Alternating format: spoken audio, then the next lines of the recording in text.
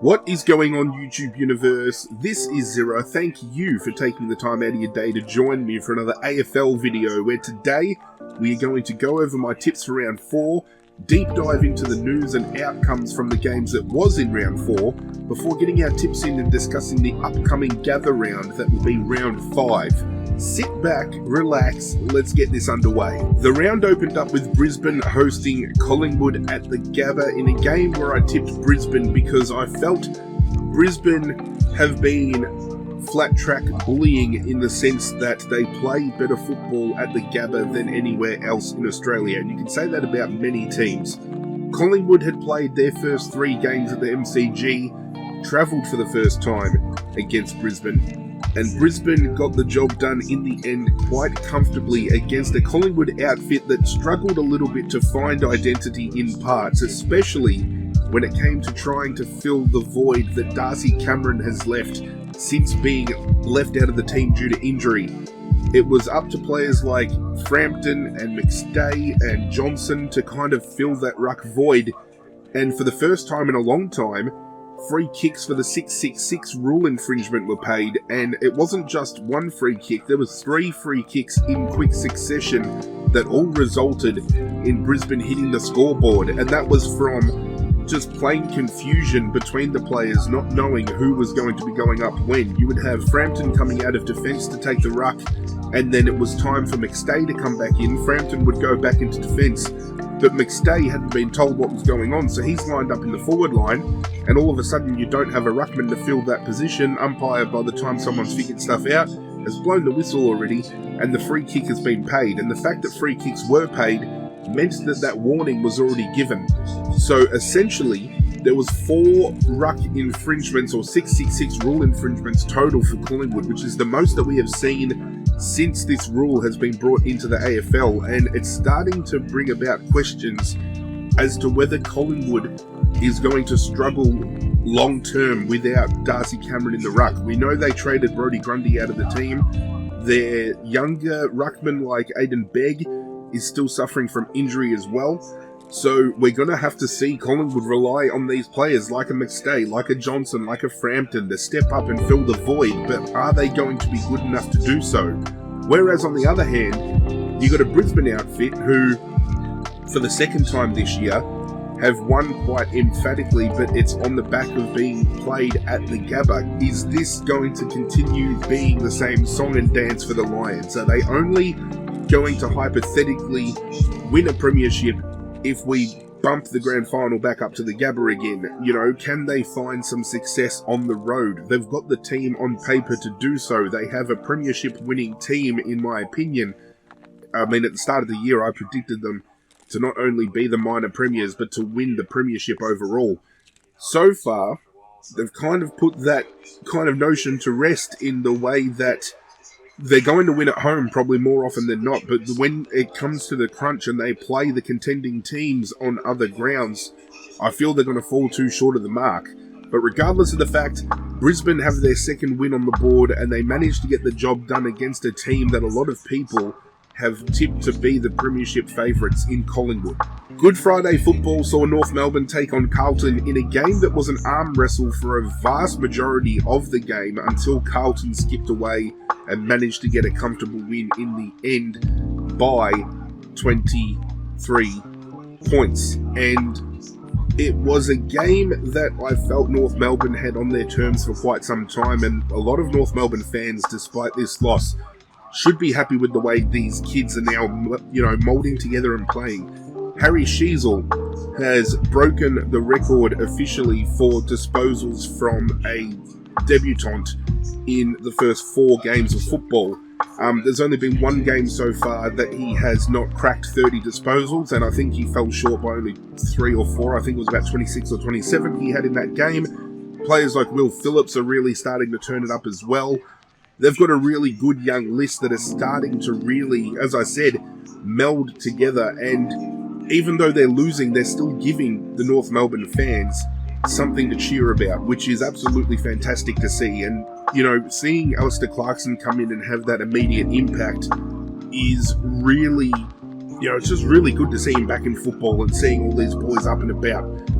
Carlton, on the other hand, I think they put a strong case into telling the AFL that this is the team that needs to be taking North Melbourne on for the foreseeable future in this Good Friday slot. We have seen North Melbourne and the Bulldogs historically, and we've seen some pretty poor outcomes come out of those games. And I think the Bulldogs now have been pushed to the side. I think they need to lock Carlton in full time for this slot. There was a big outcome to discuss within this game in the fact that Harry Mackay had been reported for rough conduct or striking. I can't remember which of the two it was, but he essentially did a bumper bar action like this, which glanced off the shoulder of Harry Sheasel and made head-high contact to the side of the head. He went to the tribunal tonight. He argued against that case, and that case has been successful, so he will be free to play this coming weekend against Adelaide, which is huge for Carlton, and I think is a huge win overall for the AFL.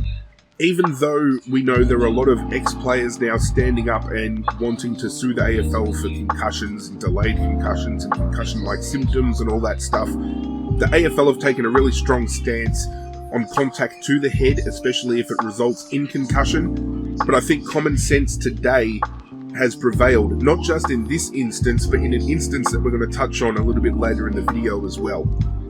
But Carlton notching up another win, sitting second on the board, and technically, given the fact that they drew with Richmond in the first week of the season, are yet to lose a game of football.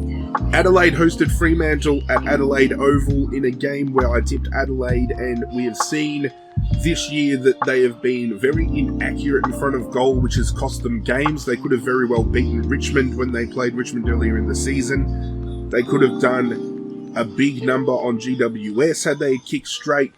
They've now started to turn that around. They did so in a big way this weekend against Fremantle, and they had a very big, confident boosting win. And on the flip side of things, Fremantle are in all sorts. This is a team that I had tipped to be a top 6 team this year. At the moment, they're playing a brand of football that might even see them go as low as bottom 5. It is, it's very hard to watch, and you're kind of in a boat of kind of trying to work out where Fremantle go from here. We know Nat Fyfe isn't going to get midfield time when he's fit. When he does come back in from injury, are they going to persist with him being a forward? Is it now time for Fremantle to maybe consider trading Nat Fyfe out? That was something that I felt they should have done probably heading into this year. Get a little bit of value for him and move him to a club who is in the immediate premiership window. He's still got plenty of currency, I feel, especially with the resume that he carries with him, but I think now injuries are going to kind of hamper that deal. But you've got players like Will Brodie, who, since coming to Fremantle, has been a revelation and can't get into their senior lineup. And I'm starting to ask questions as to what the fuck Longmuir is doing when it comes to, you know, kind of putting these players out of position, or, you know, not playing players that have been having impact. It's the club's in all sorts, and I really feel they need to turn it around this coming week. Otherwise, there's going to be big questions asked. Richmond hosted Bulldogs in a game where the Tigers went down by 5 points. It was my first blemish tipping-wise for the weekend. It was another game where Richmond allowed the opposition to run hot in the first quarter. We saw it 2 weeks ago when they did so against Collingwood. They did the same against the Bulldogs. In the second term, they started a little bit of a fight back. It was very uplifting for the Richmond fans to see Richmond just turn it on its head and kick 8 or 9 goals in quick succession, one after the other. So many impressive goals. We saw Dustin Martin turn back the clock with a vintage Dustin Martin shot. Young Judson Clark hit the board. You know, Tom Lynch hit the board. You know, we saw Rioli running off of half back with courage. We saw Liam Baker, although he butchered the ball a bit, was still trying to get around every kind of contest he could. But we just fell short. And, you know, some stupid decisions like giving away a 50-metre penalty and putting Jackson McRae closer to goal cost us. There was some contentious decisions in that game that I still question myself with. There was a free kick paid where Vlosten and McComb hit each other side on in a genuine contest, and the umpire somehow found a free kick out of it. I don't get it. I don't agree with it, but it happened. We live, we learn, we move on. The Bulldogs win 2 in a row. Richmond now come up against Sydney this coming week in Adelaide, with both clubs desperately looking for a win. And Richmond's season now very much in question, with the fact that not only in this game did we see Jack Graham go down with a hamstring injury, which is going to see him out for the medium term, but Tom Lynch went down with a fractured foot, and that is going to see him out for a term between 2 to 3 months. And Captain Toby Nankervis has gone down with syndesmosis, and he's going to undergo surgery as well, and that's going to see him out for a medium term. We've already got a ruckman in Ivan Soldo out injured, so we're going to have to rely on a young kid like Samson Ryan, who has only played 5 games of football in his career, to stand up and fill that void, or throw someone like a Noah Bolter out of position, or a Ben Miller comes back in out of position. Richmond's backs have been against the wall plenty of times before. We have won premierships off of losing key components, but I feel the combined loss of Nankervis and Lynch is probably 2 of the most pivotal players to Richmond's game style and the way we operate collectively.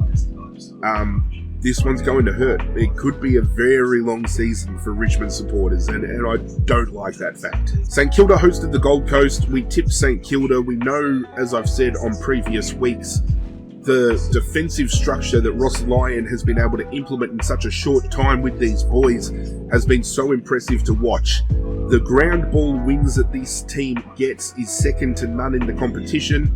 Their forward press is very, 2017, 2019 Richmond-like in the way that they just link up with the handballs, the quick kicks. They've always got 2 or 3 players at the drop of the ball. Dan Butler, Jack Higgins, those type of players, Machito Owens, all at the drop of the ball, ready to just dive in and go at it. And it's just really good football to watch, especially given this team, a lot of people, including myself, had finishing within the bottom 4 or 5 teams this year, and they have come out and still, at this point in time, are the only undefeated team in the competition and could very well continue that this coming weekend. Gold Coast, on the other hand, were valiant in effort, but unfortunately couldn't get the job done, and now questions are starting to be asked about, their effort and lack thereof in parts, and it could be the same old song and dance from Gold Coast that we've seen in previous years. Sydney was defeated by Port Adelaide in a contest that came to an after the siren kick, which is incredibly hilarious and heartbreaking in many retrospects. We had Oliver Florent mark the ball, the siren goes. It is the moment that commentators say every kid dreams of when it comes to the AFL. A kick after the siren to get your team the win. He goes back, kicks the ball, he's celebrating after it's left his boot. Players like Callum Mills already have their arms in the air celebrating. Nobody decides to put body pressure on Aaliyah on the line. Ex-Sydney player, now Port Adelaide player, he comes in and by a fistful, that's the difference between the goal line and the ball. It was just the size of his fist. Stopped the ball short, and Port Adelaide managed to get over the line. There were some contentious decisions in this game as well, and this game had a lot of free kicks paid. I think the final free kick tally was Sydney 32 to Port Adelaide 22. It was huge, like 54 free kicks in a game of football is ridiculous. But Jackson Mead had a shot on goal earlier in the game that the replay showed well and truly cleared the goal line, but the score review system took a very long time to review it, and they said that it was touched, and they called it definitively as well. So Port Adelaide should have very well won that game by more than 2 points in the end. But then on the flip side, Peter Laddams for Sydney had the ball after a mark. The umpire called play on when Laddams had not moved.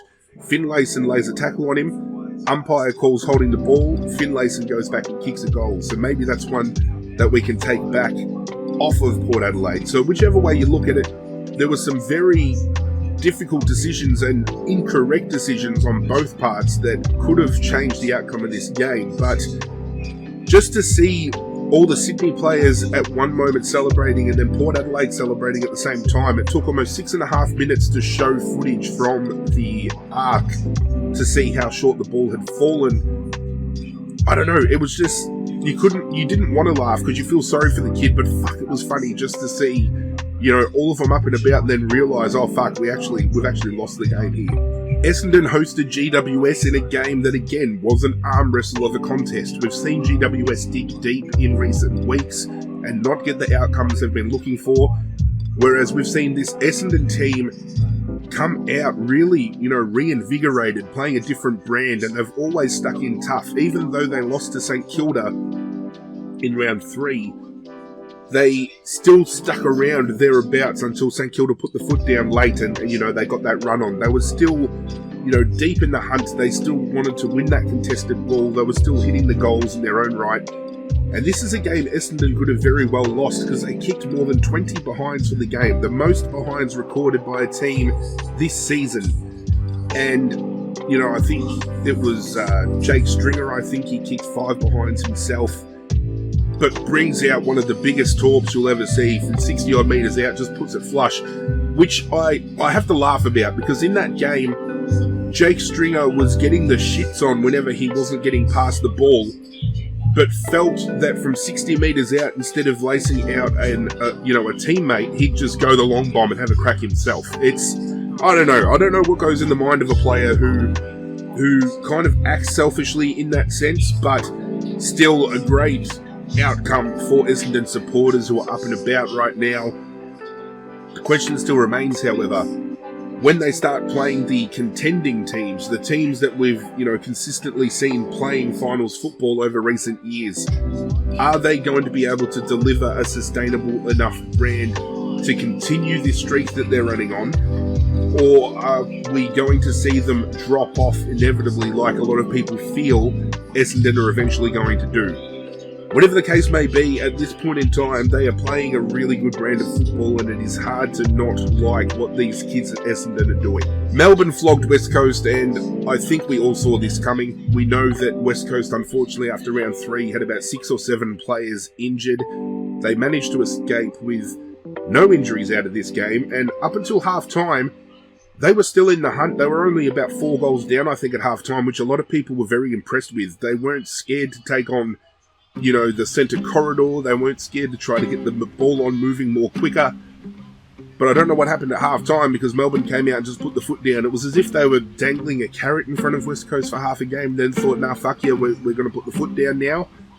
And seeing Melbourne play that brand of football, playing their absolute best, knowing that Max Gawn is still yet to come back into this team is scary because in Max Gawn's absence, Brodie Grundy has stepped up. And this is a player who missed 12 months of football, who is now finding his identity at Melbourne. He's recapturing the essence of Grundy that we have seen in previous seasons. He's getting his ability back on track. He's tracking as, that dominant ruckman that we have seen.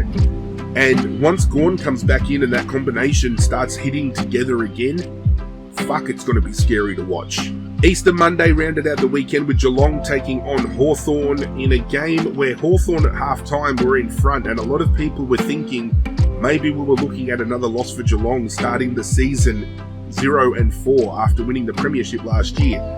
But just like Melbourne did to West Coast the night before, Geelong came out and kicked, I think, the next 9 or 10 goals without any fight back from Hawthorn, and just looked like there was no stopping them. I'm surprised they actually didn't end up winning by more than what they did. Jeremy Cameron ended up kicking 7 goals. The question now coming out with, the Brownlow being a midfield-centric award, players like Jeremy Cameron will never get the accolades they deserve because people feel that Jeremy Cameron at the moment is the best player in the competition. I'd like to turn it to you guys at home. Let me know in the comments down below who you feel is currently the best player in the AFL. Would love to have that conversation with you because a lot of people are saying they feel Jeremy Cameron is well and truly up there, and I tend to agree with them on that fact. But is this the turnaround for Geelong, or were they just lucky they were playing a team that was predicted to win the wooden spoon this year? We need to see some more, continuity to their game to truly buy in to this turnaround. But if the first 3 weeks of seeing what they were dishing up is to, determine where they were going, round 4 is definitely the kick up the arse they needed and the turnaround they were desperately striving for. So after my first 3 rounds of going 4, 4 and 4, I managed to tip 7 out of 9 this week. The only 2 blemishes being the fact that I tipped Sydney to beat Port Adelaide and I tipped Richmond to defeat Bulldogs, and we know that that didn't go down. We did, however, have one person in my competition tip 8 out of 9, and that was Dusty Fendoff 4. So Brendan, congratulations mate for holding down the most correct amount of tips for round 4 in the competition this week. As it goes for the total tips, we do have a definitive leader by 1 total tip, and that is Rockstar Pool 69, my brother over in England, with a total of 23, nipping on the heels, all on 22. We got Pommy Tiger, we got Christian SC 2123, we've got Saintly 12, and we have Benny Craig. And I've been dwelling on the bottom of the leaderboard for a very long time, and I've managed to work my way up to 21 overall. Don't forget as well, there is still plenty of time to get on board this tipping competition. It is free to join. If you'd like to do so, check out the link in the description of this video. If you play Supercoach as well, and you want to have a bit of a fuck around with some of us on that, there is also a link down there for my Supercoach League that I've opened up for anybody who would like to join as well. Also free to join. So get on board, what are you waiting for? Now, as it goes for round 5, I've actually already got my tips locked in because I'd already recorded this video and had it ready to go and upload, and then I had issues with the file, so I've had to re-record everything from scratch. But I will go over the tips and say the exact same things I did so you guys are familiar with my thought process as it goes to the teams I've selected. But coming into round 5, this weekend is known as Gather Round. All 18 teams will be playing over 4 days in Adelaide. All 18 teams, the whole entire competition, one state, in a festival of football, they're calling it. There's going to be live music, there's going to be player appearances, there's going to be like things for the kids to do. They're wanting to make a spectacle of the AFL in one area. They want to bring supporters from all teams to one place to share their love of football, and I think it is a great idea and a great initiative. Adelaide, as I said, is the location this time around. I don't know whether they're going to persist with that or whether they're going to move it around to a different state every year, which I think is really good in the broader spectrum of tourism, as well as just, you know, giving AFL supporters the chance to go to different arenas around Australia that they might not have been to before, or to go see some sites that they haven't seen before in a different place. So, you know, the Queensland might be able to host it one year. We've got the Gabba up there, we've got Metricon, we've got some other local grounds that can be used. Obviously down here in Melbourne, we've got Marvel Stadium, we've got the MCG, you know, we've got other local parks that we can use as well. Sydney have, you know, the SCG, they've got, you know, GWS Stadium up there as well. We can also go over to Perth and Optus Stadium can get utilised. So I think moving forward, it'd be good to see this round continue and shift around and have this festival kind of, you know, progressively travel around Australia as the years go on. But it kicks off with Adelaide taking on Carlton, and I'm going with Adelaide by 15 points. Now, the big outcome today that was revealed is that Sam Docherty is going to be missing up to a month of football. A big out for Carlton, especially with his general presence and leadership on the field. He is a very integral part to the makeup that is Carlton. However, there is talk going around that Sam Walsh could very much come back into the lineup this week, which is going to bolster their midfield stocks. I'm going with Adelaide because Adelaide are up and about and they're playing really good football, and I feel that, you know, having the home ground advantage is definitely going to play a factor here, especially given they're going to be playing in a crowd, you know, to a crowd that is going to be predominantly Adelaide based. So, you know, I feel Adelaide is a real momentum team. They feed off of the energy in the crowd. You know, people like Rochelle and Rankin get up and about when the crowd's up and about. And I'm really keen to see how this contest goes, but I'm almost talking myself out of it because if Sam Walsh comes in, we know Harry Mackay has been cleared for his, you know, suspension. It is very possible that Carlton rock up here and do some damage, but I just feel deep down something's telling me Adelaide gets the job done. We then have Fremantle in the first of 2 games on Friday night, hosting the Gold Coast, and I've gone with Fremantle. I just feel when you compare the two teams, even though they're both struggling at the minute, I feel Fremantle has the better outfit than Gold Coast collectively, and Fremantle's best, to me anyway, is better than the Gold Coast best. Something has to click for both of these clubs soon, and I think it's going to click for Fremantle first, because I feel outside of the team that they're fielding, they have better players to come back into the mix-up than what the Gold Coast are currently missing. I know Jared Witts didn't play for Gold Coast last week against St Kilda, which is a big out for them. If he comes back in for this week, which I think he should, it could very well be the turning point for the Gold Coast. But if he does not get up this week, I think it just adds to how much Fremantle will win by. Friday night then concludes with Richmond taking on Sydney. As I said before, and something I forgot to mention before, as well as Tom Lynch already being out for his injury, he faced the tribunal tonight for a knock that accidentally knocked out Alex Keith.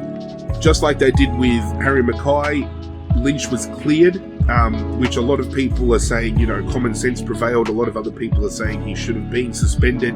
It's kind of, a 50-50 kind of deal with how people have responded to the outcome. He's injured anyway, and injury and suspension are served on the same timeline, so it wouldn't have really mattered. But Sydney last week lost Paddy and Tom McCartan due to concussion, and the biggest talking point that has come out this week, if anything, is should the AFL take a stance on Paddy McCartan being forced to retire for his own well-being. And when you look at the replay of what happened to Paddy McCartan, it looked like he just grazed the ground with his head. It didn't even look like forceful impact.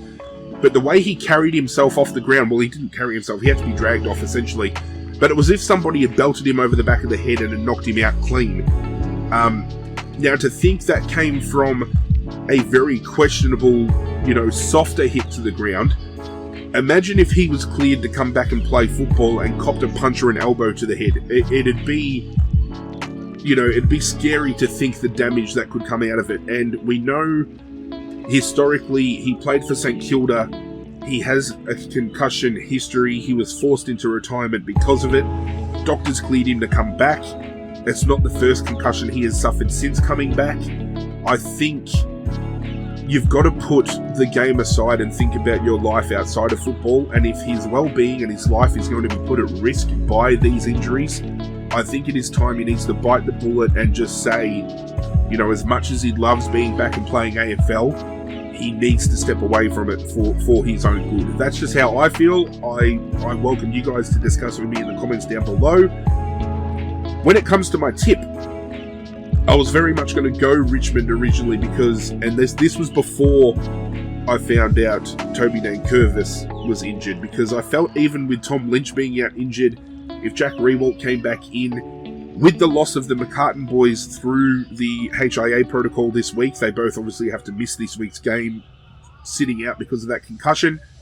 That takes a lot of intercept ball out of their defensive 50, and I was confident that Richmond could find a way to kind of, to quell that. But now that we know that Lynch is out, now that we know that Nankervis is out, Richmond are going to have to do something, as I said earlier, whether it's throw Miller out of position or Bolter out of position, or Samson Ryan now, who should be playing this week as a primary target up forward with Lynch's absence, might have to fill that ruck void. I really am interested to see how the structuring goes. I have tipped Richmond this week currently, but I feel this tip will probably change closer to the day.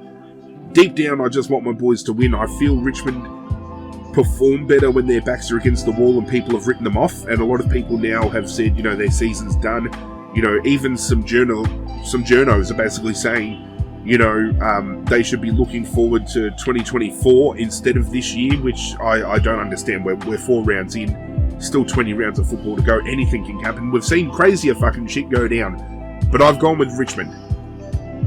Then on Saturday, we have things kicking off with Brisbane taking on North Melbourne. I feel even though they're stepping away from the Gabba, everybody's kind of on neutral ground outside of Adelaide and Port Adelaide. So we've got Brisbane, who have just come off of a really big win. up against a young North Melbourne team who were valiant but just fell short. But I feel the momentum that Brisbane have built by knocking off Collingwood is going to be too hard for the young kids of North Melbourne to stop, especially when you look around the ground and you see how much stronger, on paper anyway, Brisbane are collectively compared to North Melbourne. Where North Melbourne you can kind of pick maybe one or two players here and there that you know stand out. Brisbane have a handful in every single section of the ground. This could unfortunately be a blowout for Brisbane, and it could be the downward kind of trajectory that a lot of people are predicting clubs like North Melbourne and Essendon to start going down, which is unfortunate. But in my eyes, as long as North Melbourne can come out and play competitive enough to keep the game close, even if they do lose, it'll give their supporters a lot to hang their hat on. Then we've got Melbourne taking on Essendon, and I feel, similarly to Brisbane defeating Collingwood, I feel that the run on Melbourne got against West Coast is going to be way too hard for Essendon to stop. But if Essendon can rock up and play similar football to what they did against St Kilda, and they can keep that pressure mounting, and they can, you know, find ways to score just out of nowhere, because that's what they've been really good at this year, just finding creative ways to hit the scoreboard. If they can do that, this might be a very competitive game of football to watch. I just don't think they have the answers to stop Melbourne's forward press, and I think Melbourne are going to be way too hard for them to stop. Port Adelaide then hosts the Bulldogs, and I think Port Adelaide's going to get up here. Home advantage.